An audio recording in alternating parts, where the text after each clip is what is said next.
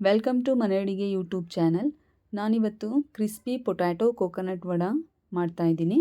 ಅದನ್ನು ಹೇಗೆ ಮಾಡೋದು ಹಾಗೆ ಅದಕ್ಕೆ ಬೇಕಾಗಿರೋ ಇಂಗ್ರೀಡಿಯೆಂಟ್ಸ್ನ ನೋಡೋಣ ಬನ್ನಿ. ನಾನಿಲ್ಲಿ ಮೀಡಿಯಮ್ ಸೈಜ್ 3 ಪೊಟ್ಯಾಟೊ ತೊಗೊಂಡಿದ್ದೀನಿ. 5ರಿಂದ 6 ಸ್ಪೂನು ಕಡಲೆ ಹಿಟ್ಟು, 3ರಿಂದ 4 ಕಟ್ ಮಾಡಿರೋ ಈರುಳ್ಳಿ, 3 ಹಸಿಮೆಣಸಿನ್ಕಾಯಿ, ಹಾಗೆ 3 ಸ್ಪೂನು ಕಡಲೆ ಬೀಜ, 1 ಬೌಲು ಕಾಯಿ ತುರಿ, ಪುದೀನ, ಕೊತ್ತಂಬರಿ, ಕರಿಬೇವಿನ ಸೊಪ್ಪನ್ನ ನಾನಿಲ್ಲಿ ಕಟ್ ಮಾಡಿ ಇಟ್ಕೊಂಡಿದ್ದೀನಿ.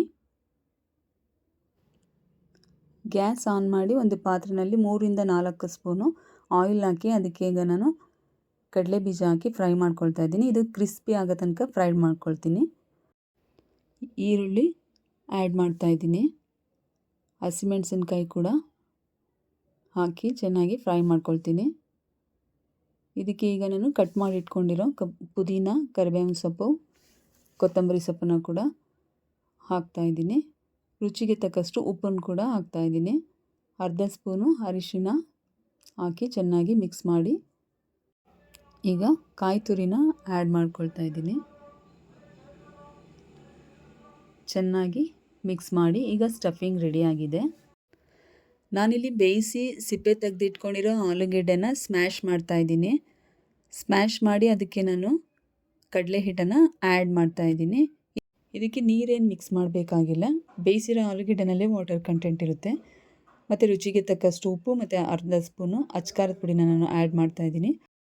ಉಪ್ಪಿಲ್ಲಿ ನಾನು ಸ್ವಲ್ಪ ಕಡಿಮೆ ಆ್ಯಡ್ ಮಾಡ್ತೀನಿ, ಯಾಕಂದರೆ ಸ್ಟಫಿಂಗಲ್ಲೂ ಕೂಡ ನಾನು ಉಪ್ಪು ಹಾಕಿರೋದ್ರಿಂದ ಇಲ್ಲಿ ಕಡಿಮೆ ಹಾಕ್ಕೊತೀನಿ. ಮತ್ತು ಇದು ಚಪಾತಿ ಹಿಟ್ಟಿನಕಿಂತ ಸ್ವಲ್ಪ ಗಟ್ಟಿ ಇರಬೇಕು.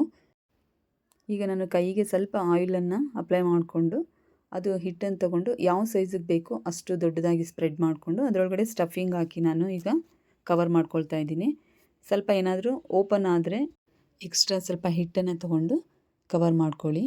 ಈಗ ರೆಡಿ ಇದೆ. ಈಗ ನಾನು ಒಂದು ಬಾಣಲಿಯಲ್ಲಿ ಒಂದು ಬೌಲ್ ಆಯಿಲ್ ಹಾಕಿ ಡೀಪ್ ಫ್ರೈ ಮಾಡ್ಕೊಳ್ತಾ ಇದ್ದೀನಿ. ಒಂದು 2 to 3 ಮಿನಿಟ್ಸ್ ಅಷ್ಟು ಹೀಗೆ ಫ್ರೈ ಆದರೆ ಸಾಕು. ಈಗ ಚೆನ್ನಾಗಿ ಫ್ರೈ ಆಗಿದೆ. ಇದು ನೀವು ಕೆಚಪ್ ಜೊತೆನಾದರೂ ತಿನ್ಬೋದು, ಹಾಗೆ ಕೂಡ ತಿನ್ಬೋದು. ಈವ್ನಿಂಗ್ ಸ್ನ್ಯಾಕ್ಸಿಗೆ ತುಂಬ ಚೆನ್ನಾಗಿರುತ್ತೆ. ಒಮ್ಮೆ ಟ್ರೈ ಮಾಡಿ. Thank you.